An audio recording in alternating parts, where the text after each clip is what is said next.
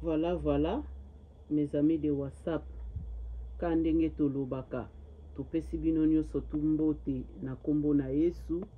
Ngai na bino wana tozokende elongo. Lelo lisusu na ye. Na bavwa kaka ndenge tolobaka. Aimer, liker, partager. O nanu pe acha linzaka te, acha ya ye linzaka. Na ye na bavwa kaka ndenge tolobaka. Soki tomoni, to aimer, to liker pe to partager. Ekosala biso bien makasi mingi koleka. Papa na biso, la voix qui éveille et qui libère la conscience congolaise. Nalanda ki voice oyo banda na tongo me nazwaki temps ya kosalela bino te. Temps sikoyo epesameli yango nga na bino tobandi kosala toyoka makambo nini oyo azokoloba na kati awa. Merci tolanda biso nyonso. Bonjour, très chers compatriotes. C'est votre frère La Voix qui éveille et qui libère la conscience congolaise. Oui, j'ai parlé pendant 7 ans. Et des choses que j'ai parlé, ça se réalise. Ce que j'ai parlé sur 10 choses, je pense que même 8 est Kokesami. Et puis 10e est Kokesami. J'avais parlé ici Kabila, qui ne reviendra jamais dans le pouvoir. Et vous avez vu ce que vous avez vu. Il s'appelle Akimi Goma.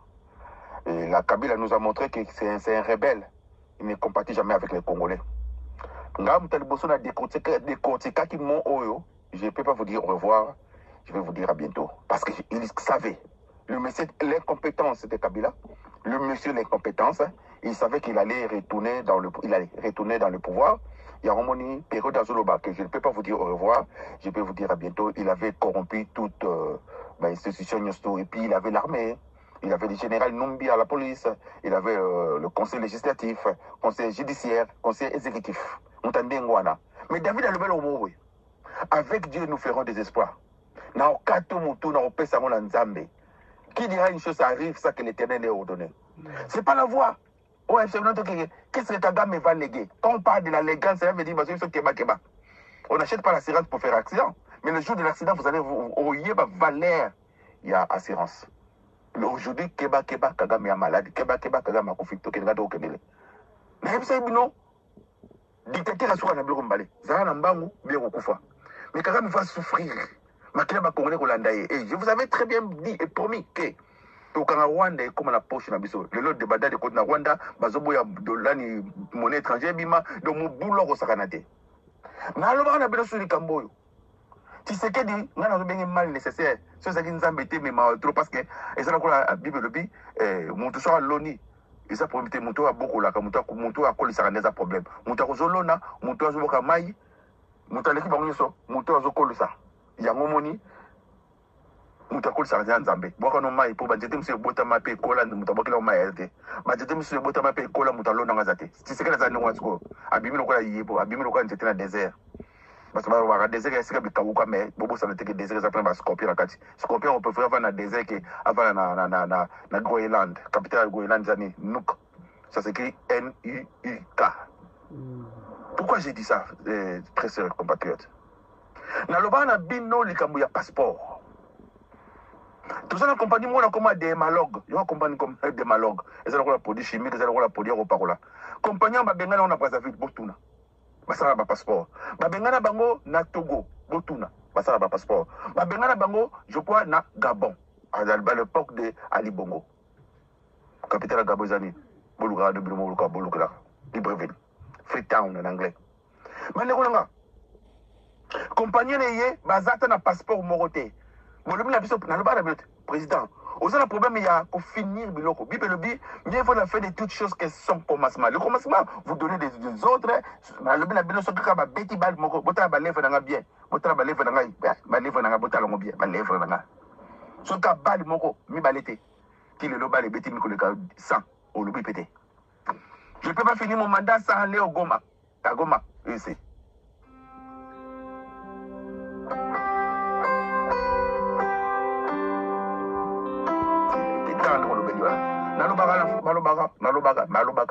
La parole la plus aimable, c'est une parole désagréable non exprimée.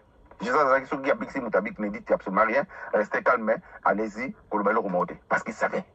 Sur le Bakangangote, solo ezala malamu ezala mabe bakanga yango te soki otie parfum motu mosusu totiaka parfum te mpo bayomo miyoka totiaka parfum mpo bato bayoka biso ozoloba solo kitoko boye solo mosusu wana mpe le contraire l'opposant des autres solo de parfum boyebi koma solo yango ya solo wana ata okangi yango ndenge ebima bato bayebaka eza yo yango moni motamba alobaki nayoki solo eloko ebimisi motamba zolo kaka biyokayoka basolo na curiosité ya koyoka solo akeyoka solo mo bayokaka te oyo liboso yaka solo ya parfait tondimi ya comme ministre asala erreur akeyoka soko solo wana babengaka solo ya détournement yale ebalukile qui se sent piqué c'est la mouche ye moko ya solo yango ebalukile yana baka solo ezalaka soko oyoki solo bosa mibale soki eza yo te celui qui est na face na yo soki eza mosolo eza na face na yo te eza yo eloko boye motamba wana e grave eza ke moto apesaka oyo aza nango akepa ya paster kabundi alesa tie maboko bamoko akomi yoka basolo nyonso zolo efungwami boso azoyoka basolo te parce que l'excès ya bazele l'excès ya populisme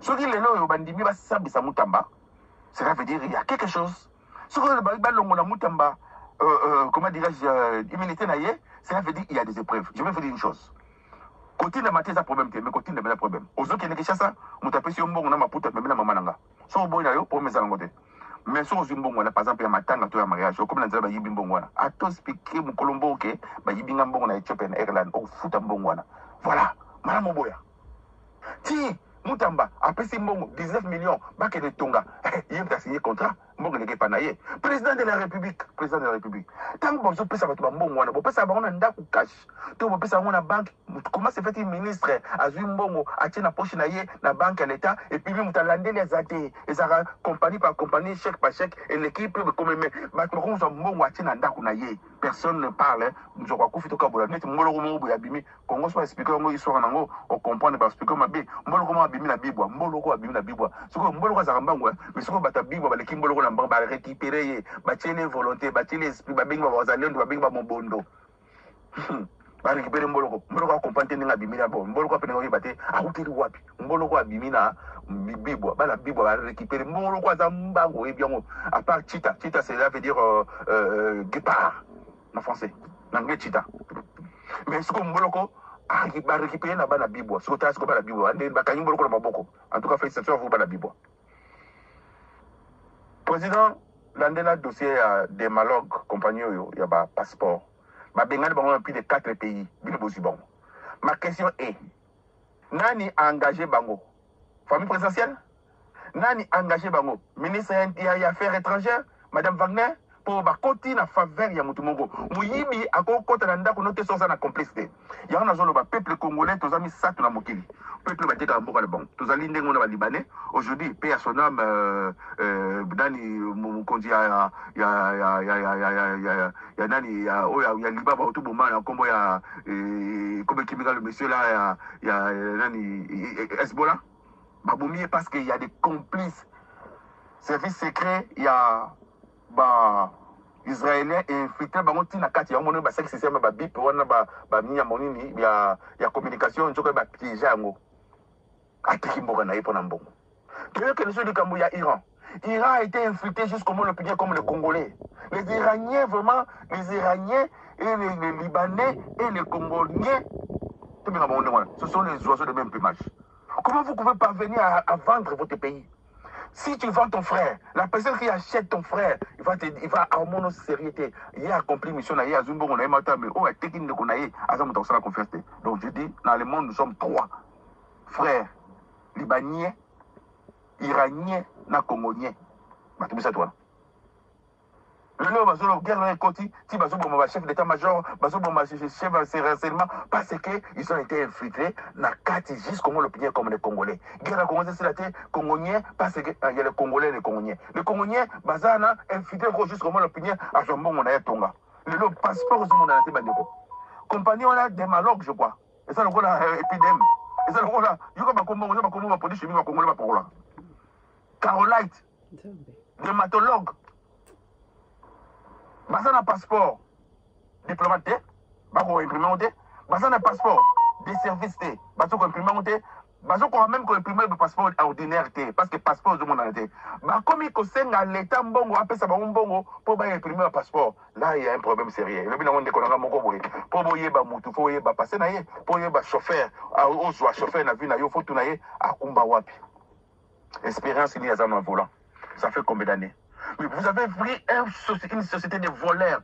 Votre l'air. Les voleurs qui se rassemblent avec les voleurs qui engagent les voleurs pour voler au Congo.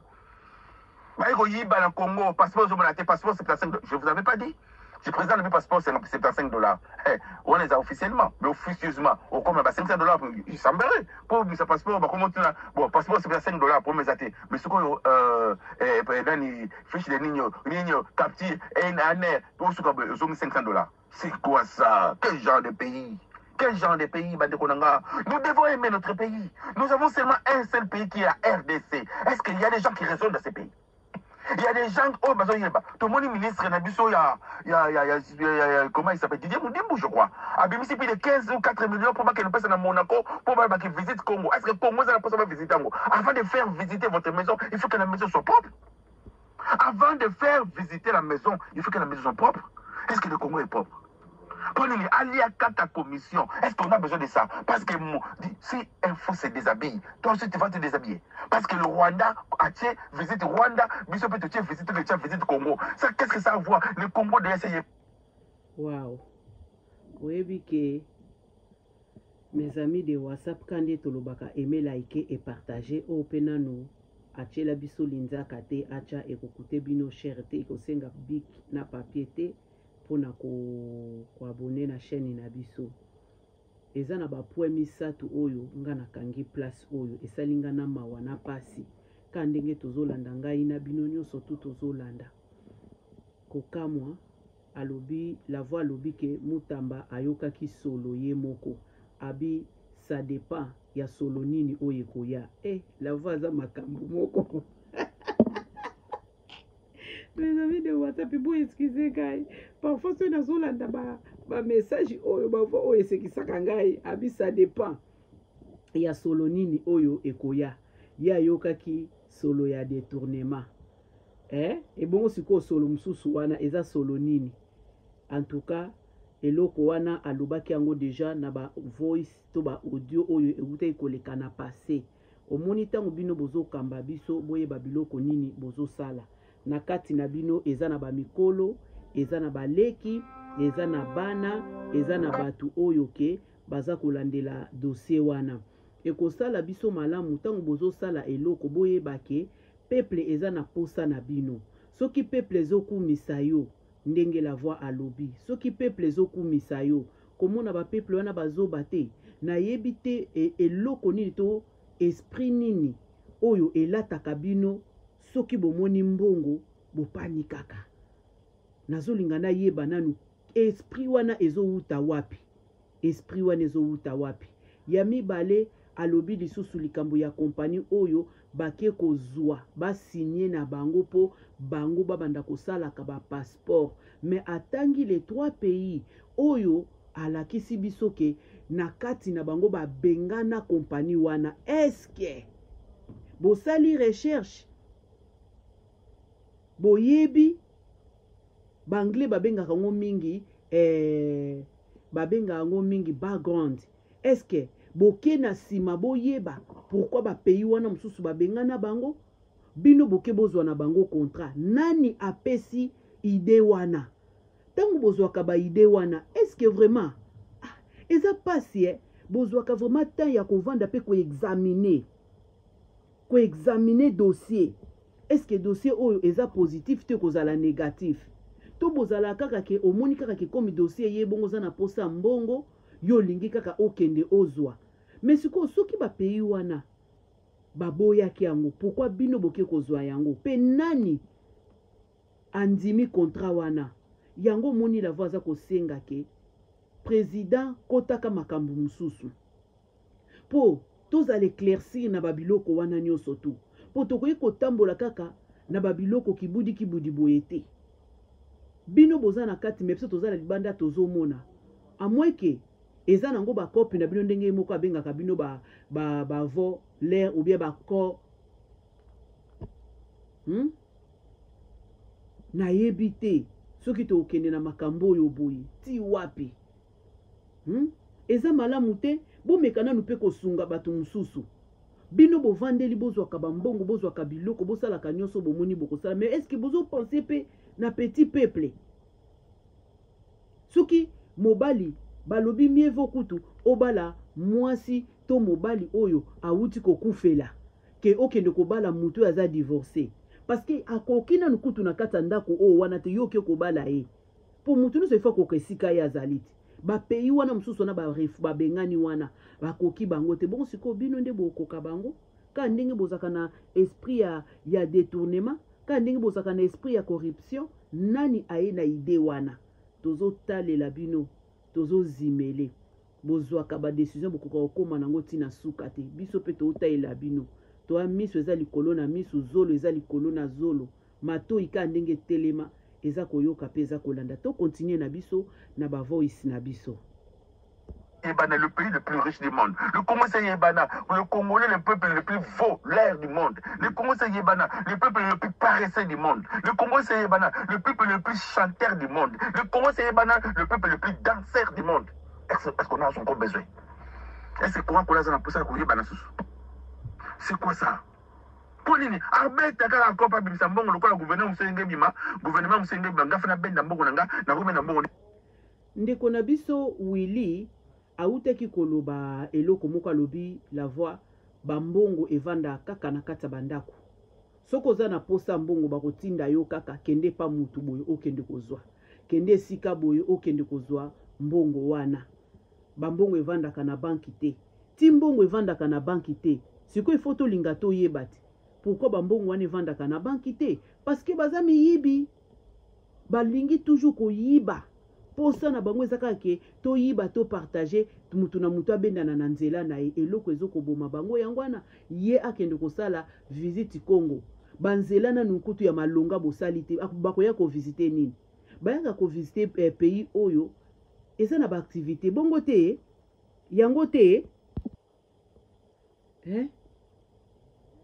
ba pays bozo bongisa te biloko bozo sala te sikoyo tokende biso na bino wapi boye mboka nini oyo kokoma visite Congo soki visite Rwanda ezalaki parce que Kagame ayibi nde biloko na biso yango nda komosa elango publicité komi kobima lokola yaye mais siko yo muto oye na idée wana biso to boye yango tous mes amis de WhatsApp to boye yango parce que bokomi na esprit ya corruption makasi esprit ya lokoso makasi do mutu nyonso zo na idée oyo ezanga mutu ezanga makolo ayeli biso ka katikati na banzela nini na ba hôpitaux nini soki bosali visite wana visite Congo zonga na okaka na makanisi esika oyo uti nango soko zoluka esika kozwela mbongo en tout cas na point wana okotikala kozwela mbongo te po biso tolingi na biso te toboyi na biso meza na sensité bokomosakana na biso to eza nini boyoka pe mawa ya bapeuple te pourquoi bokozala na mawa ya bapeuple te visite Congo eloko ni bino bato bakoya ko visiter Allemagne Dubai basalaka tourisme esika oyo vie ezati bino boza na vie to nyonso eza sèche otiki nanga koloba il faut na beta kopo mais avant bino bakonza mboka bondi ma projet na yeko ndima Nicolas Kazadi partageons avant et puis réfléchissons après. Quelqu'un qui ne réfléchisse pas, est-ce que c'est une personne? Il est digne d'être appelé une personne. Quelqu'un qui ne réfléchisse pas, il est digne d'être appelé ministre. Quelqu'un qui ne réfléchisse pas, il est digne d'être appelé président de la République. Quelqu'un qui ne réfléchisse pas, il est digne d'être appelé général ou décideur. Nous devons voir mettre des gens qui réfléchissent. C'est ça que la voix qui éveille et qui libère la conscience congolaise à l'Obaka. L'intelligence, c'est la capacité à réfléchir. L'intelligence, c'est la capacité à résoudre un problème. Je ne vous avais pas dit. Le même problème que les ministres de Kassavou ont légué. Oh là là. Ce sont les mêmes problèmes que les ministres de Mobutu nous ont légués. Ce sont les mêmes problèmes que les ministres de Kabila le Père, 2 ans, nous ont légué. C'est le même problème que le ministre de Kabila le Fils, ou de Ben Kanambe, Kanachien, nous ont légué. Et le même problème que le président, le ministre ou le député de Tshisekedi Chilombo, il ne parvient même pas à résoudre. Il faut encore léguer à qui, je ne sais pas. Attends, quand tu as une famille, au Congo, comme Kindoki. Tous les Congolais sont des sorciers. Et ça, je vous dis, tous les Congolais sont des sorciers. Il y a la sorcellerie inconsciente et la sorcellerie consciente. Donc nous sommes des sorciers de la sorcellerie inconsciente. Même si nous avons la voix, alors le rôle. So moni makambu ya muninga et salio passer pour azui. Aux arandogisa oyeba. Aux a tchar. Ah oui.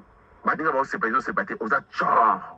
Donc on est tous des sorciers dans la Congolais n'ingara muninga na matate. Et je vous avais pas dit, je vous avais pas donné l'exemple des crabes. Nous sommes muninga maté faut ben d'ailleurs. Ministre nous soyez fa yiba. Moi tout na ramutokola kabulu mwana kabulu. Allez gebnoni. Bêtise. Du vol à Teknestad.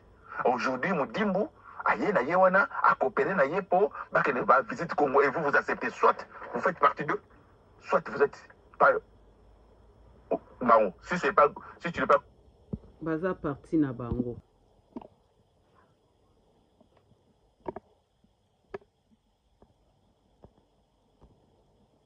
Assez. Pas contre nous, c'est pour ceux qui ne sont pas contre nous et pour nous. Est-ce que nous sommes contre les Congolais? Tout besoin pour vous, les Congolais. S'il vous plaît, je vous demande pardon. Je vous demande pardon, nous devons aimer ces pays. Le monde change. La Sénégal, la présidente de la République, s'il vous plaît, renouer l'armée congolaise, renforcer l'armée congolaise.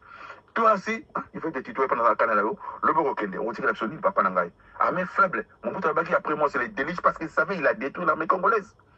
Il a détruit toutes les institutions. Aujourd'hui, dans la tête de l'homme congolais, c'est la corruption. Allez-y voir dans toutes ces institutions-là. Allez-y voir. Aujourd'hui, passeport à Pamba, l'identité. Je me fais que rappeler. Je m'en vais. Je vous enverrai le Saint-Esprit. Il vous rappellera. On rappelle à une personne quelque chose qu'on l'a déjà dit. Il vous consolera. On console à une personne seulement sur un problème. Problème négatif. Par contre, c'est la fête. Je suis mon homme d'anniversaire consolé. Bon, le fait de rappeler, ça veut dire on t'avait déjà dit, maintenant je te rappelle.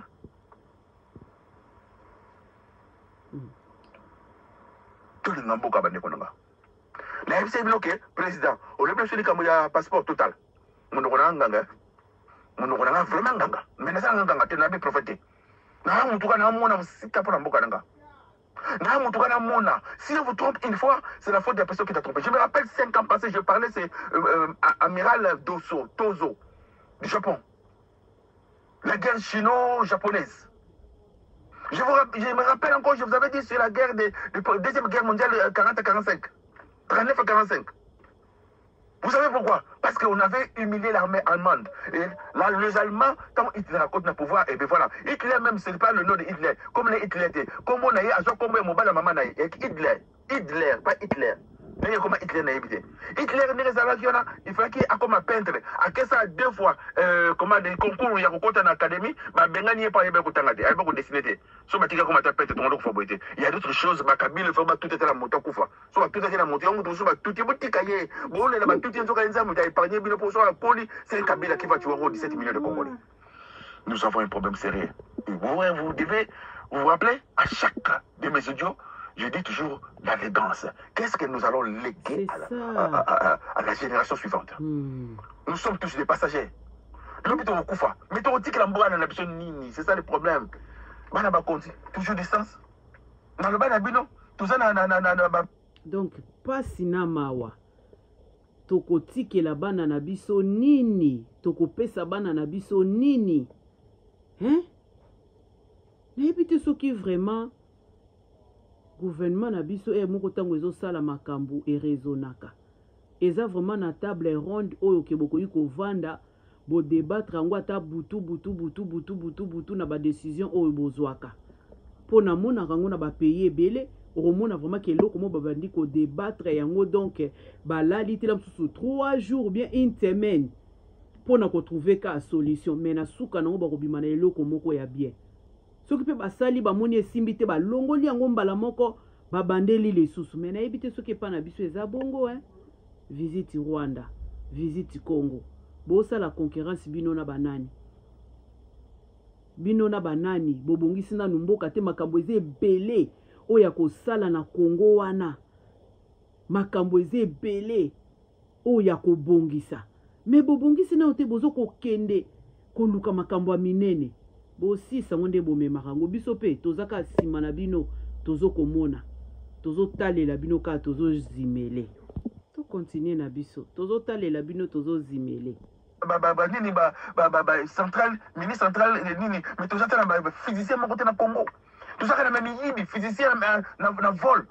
Tout ça, c'est physicien, dans Kodbina. Tout ça, c'est expert dans danse. Tout ça, conformé, là où le pays, vous êtes chinois, je vous dis, je l'ai dit, je vous rappelle encore, 50 ans passés, la Chine était plus pauvre que le Congo. Prévenez. Un Zaïre, des dollars.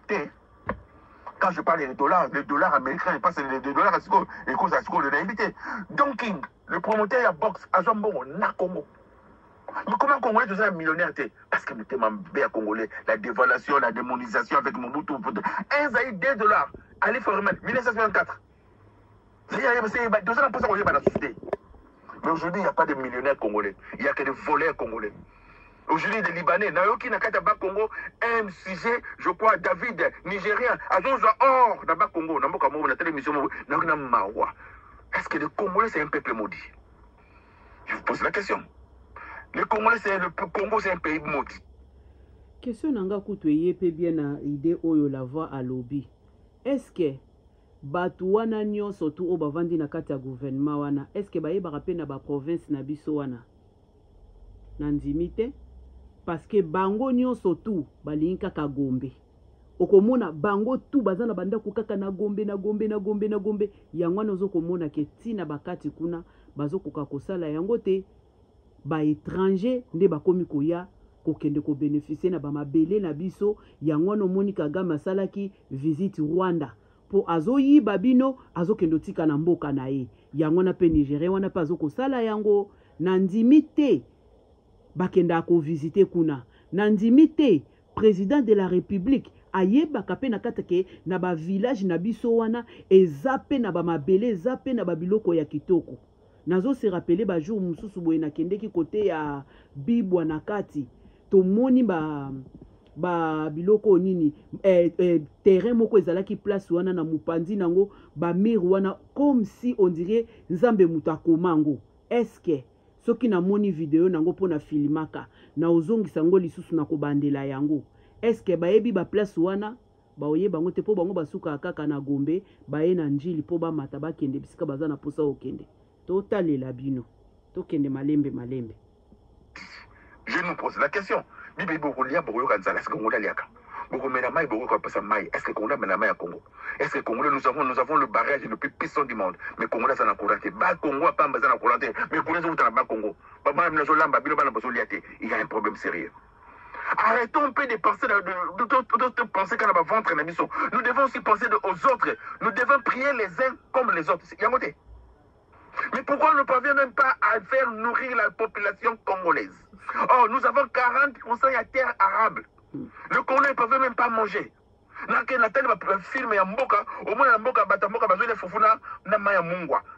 c'est la zobacité Max Pro Max. Comment monter na mboka? Place ballon na bilanga. Fufu ezali. Abwaki masange boti.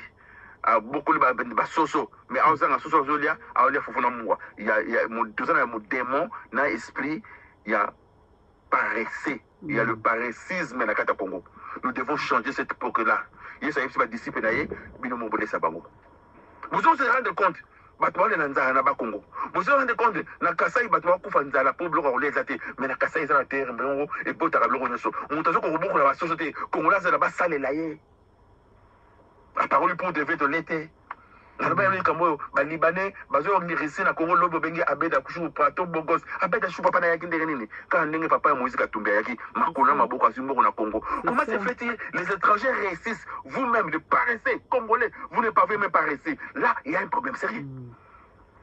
Il y a un problème dans la tête de l'homme congolais. Président de la République, c'est vrai. Au Tchèba classe au fêlé. Non, préféré dans l'université, moi que ça na to ya batamayele des développeurs.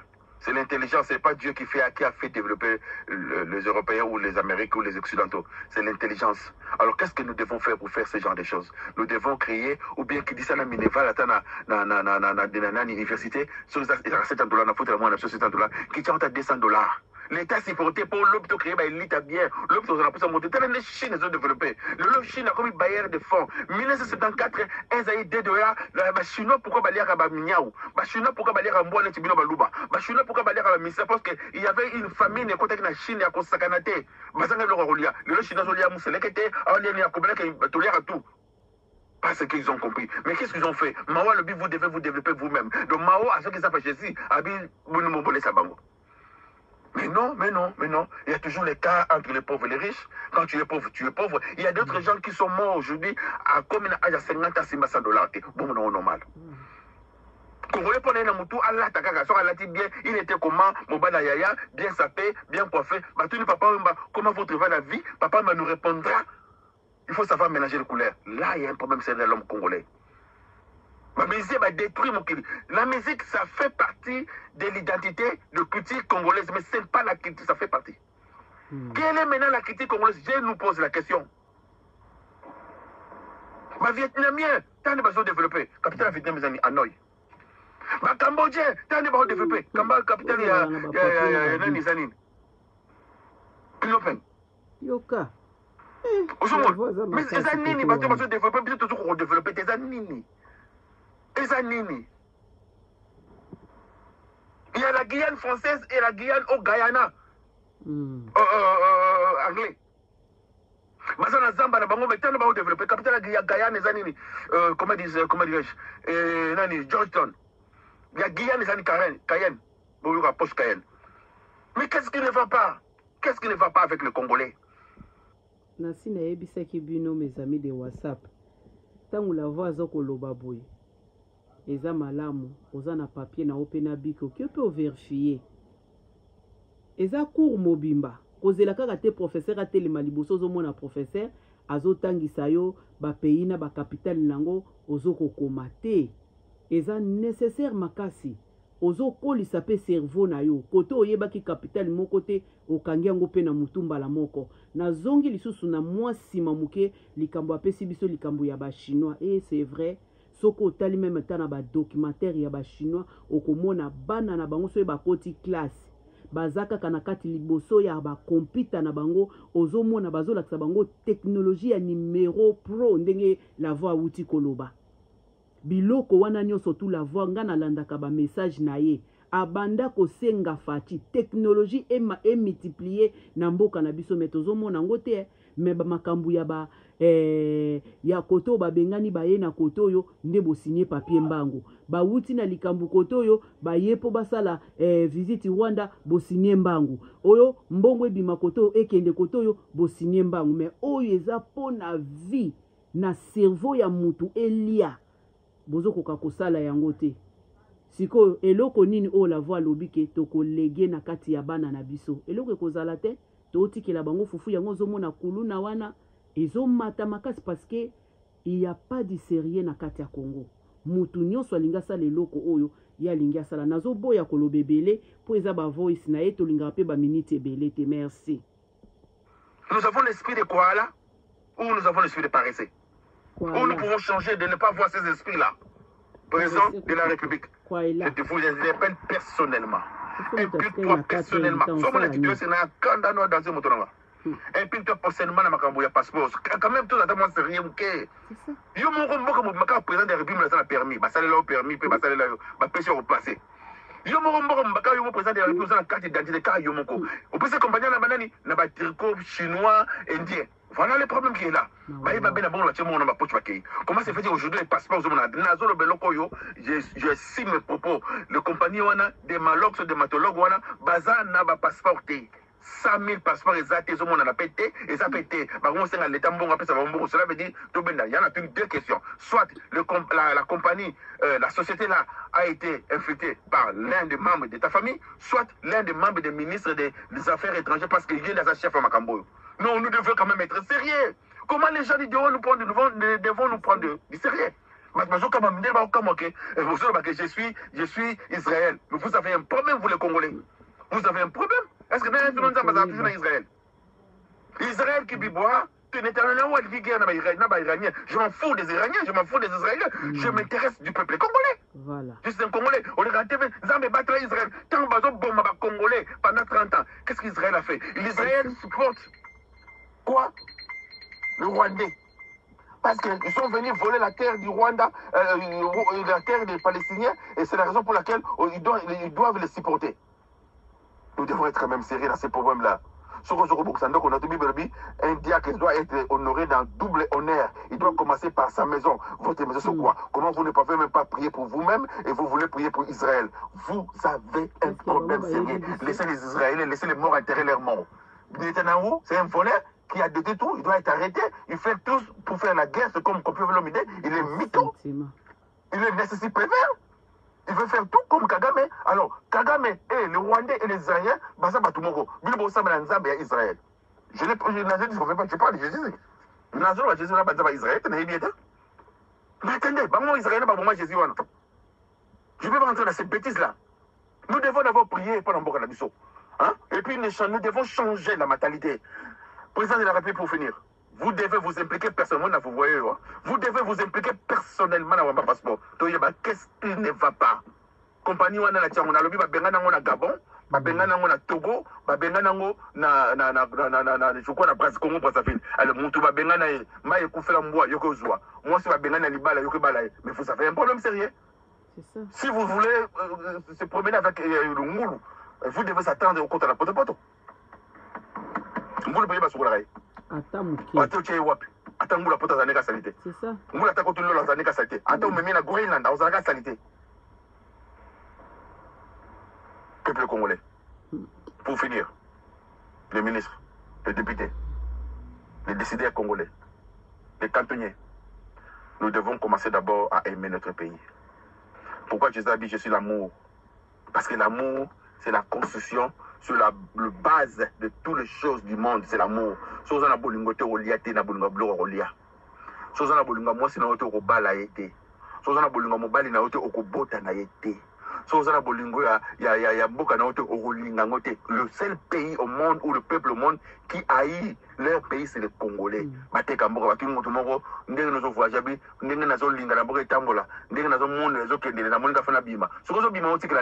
seul pays au monde, peuple qui m'a c'est là il y a. Ce que bino sozo kima, batamaïla bazo kima, ba docteur tout bakena sud Afrique du Sud. Ce que botika na traité bino. Et l'homme so batibomi mutu, comparer pour réussir, étudier pour comprendre. Vous allez condamner qui? Il a parfois faut dire, mboka bino besoin de mama mindelo. Vous voyez comment va souffrir par la mboka bon. Vous savez la guerre des 100 ans. Vous savez l'histoire de Jeanne d'Arc, Jeanne d'Arc. Vous savez cette histoire là? Vous savez l'histoire de Georges D. Vous savez toute l'histoire des Européens. Vous savez l'histoire des Vikings. Vous savez l'histoire des Romains. Ils ont bâti leur pays. Mais plus on est là pour que ça ne soit pas. Fainéant. Je m'arrête là. Ça fait mal. Président, implique-toi personnellement, les citoyens dans ma passeport. Voilà ce que je vais vous dire aujourd'hui. Que Dieu bénisse les Congolais qui protègent Wagner, Sissilombo et Moutamba. Moutamba, si Babeng Sayo sait qu'il y a anguille sur roche, auprès de crédibilité, on m'a cassé de Konanga. Sauvé à 100% les peuples lingayo. Ce qui est président Boyo démissionné, c'est pas dit que au Yibi est au Yibi. On n'a pas pris ce bénéfice de doute. Vous êtes un homme intelligent qui parle des bénéfices de doute. Ça veut dire que crédibilité ne peut être d'amour, vous avez 100% comme la 50%. Mais 50% d'examen d'État, moi, on a les gagnés. Mais, eux, si vous avez un d'accord, on a caméra, au bon, c'est même $100. C'est caméra, comment on a dit?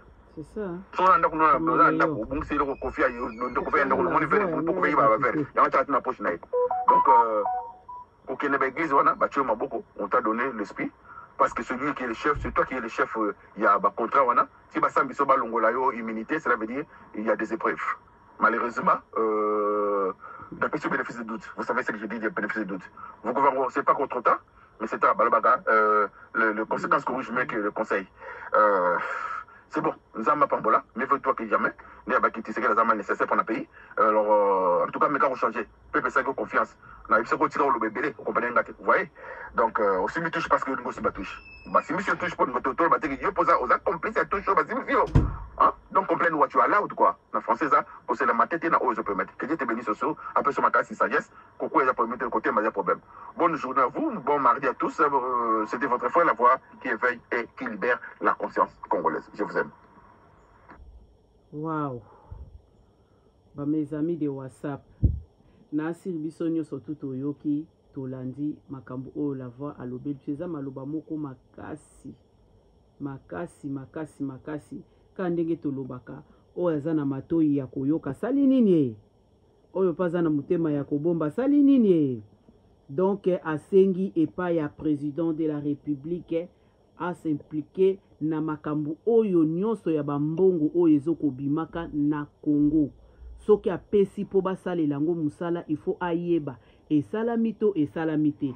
Apose susu question moko awa atuni biso atuni bango mbongo wana ezalaka na banque to ezalaka na kati ya ndako bango moko bayebisika bachaka bambongo na bango wana parce que soki ezalaka na banque avant ebima eza na chaîne oyo tolobaka il faut ewute pa muto oyo ekite pa muto oyo signature après kena oyo ya suka biso tozotayelaka bino toboyi likambo ya dermatologue soki dermatologue soki nini wana eya na Congo po eya kosigner po na ba passeport na biso tolingi yango te sikoyo biso moko tokoyi kosala te il faut kaka tozwa bato makambo nyonso tu na Congo wana avo esalama banzela bozwi ba chinois bamai bozwi ba chinois kaka bango bato wana bino bozopesa bango na mboka na bango botikala komona bango te bakopesa bino espace wana po bosala makambo wana nyonso tu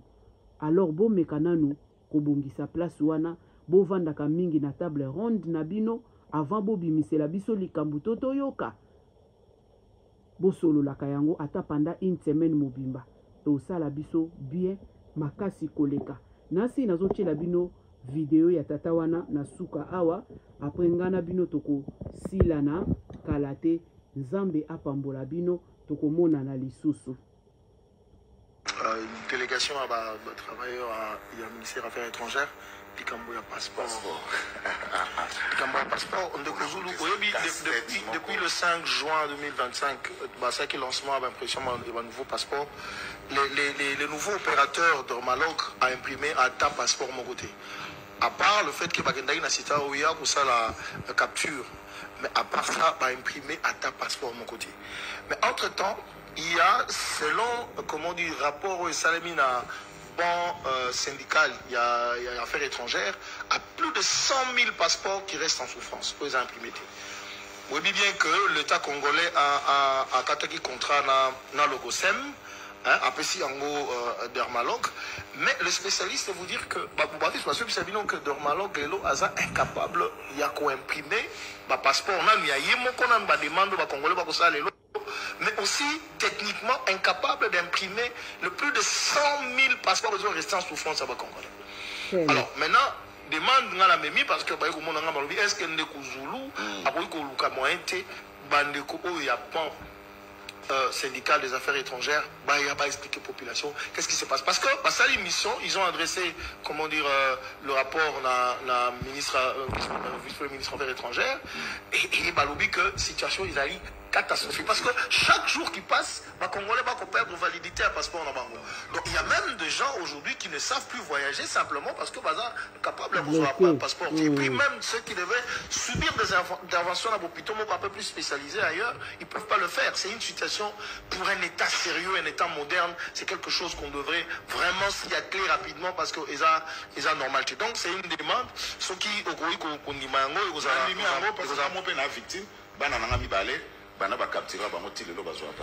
non mais ça peut plus de 3 mois mais on capture les attaques. Et puis le nouveau opérateur de Malog de Kozulu, il n'a pas installé des centres de capture ailleurs qu'à Kinshasa. Ils à Kinshasa. Même dans les ambassades, non, même dans les provinces, aucun centre installé. Mais les techniciens vous disent qu'ils ne sont pas techniquement capables de le faire. Qu'est-ce qui se passe derrière? C'est un marché qu'on a amené. On a eu des commissions derrière parce que même on dit quoi? Cet opérateur-là, quand il est venu, il a 45 millions de dollars d'investissement. Mais autant on a l'enquête, jusque-là, il a investi que 5 millions de dollars avec surfacturation.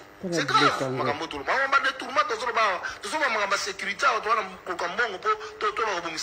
regarde, Bateau Bazo continuera parce que c'est quelque chose qui est venu, comment dire, derrière les politiciens du régime qui sont dedans. Il faut qu'ils retirent quelques millions là-bas. Mais entre-temps, les Congolais Bazo souffrent. Voilà, il faut, parce que l'Orgosem a passif, il y a à peu près 100 000 passeports. L'Orgosem est capable de libérer les passeports, voilà, parce que lui, il est à la ligne. Mais ils ne veulent plus continuer parce que, il va passer un opérateur, on est même capable de faire tout un pays en otage, le passeport, parce que vous devez manger derrière. Je crois que ça, quand nous sommes dans des domaines, il faut parce que c'est normal. Suka na isangele. En tout cas, tout le monde ni na biso. Bo mema okande bozo mema, me bocha na mutu na bino tozo taila bino pe tozo zimele ka ndenge la voix uti koloba. Toza na ba libanais, toza na ba iranien, toza na ba congolais, toza pe na ba soudanais, toza na ba bato susu banani ba nigérien,